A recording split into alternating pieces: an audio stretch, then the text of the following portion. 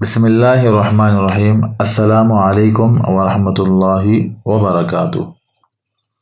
ذوالحجہ کا مہینہ چل رہا ہے اور الحمدللہ لوگ روزے بھی رکھ رہے ہیں۔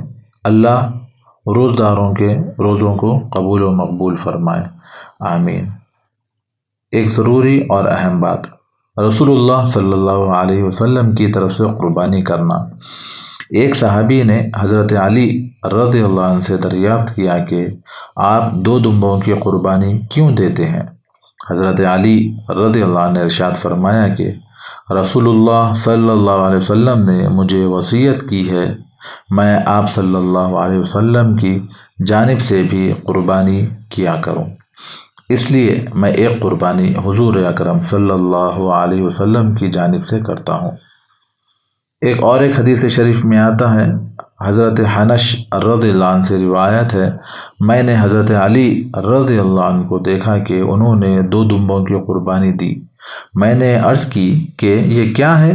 حضرت علی رضی اللہ عنہ نے فرمایا، بے شک رسول اللہ صلی اللہ علیہ وسلم نے مجھے وصیت کی ہے کہ میں حضور اکرم صلی اللہ علیہ وسلم کی جانب سے قربانی کروں، تو میں حضور اکرم صلی اللہ علیہ وسلم کی جانب سے بھی ایک قربانی کرتا ہوں۔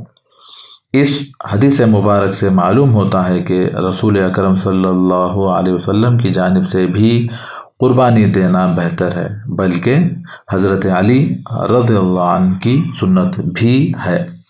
اللہ ہمارے اس بولنے اور سننے کو قبول و مقبول فرمائے۔ جزاک اللہ۔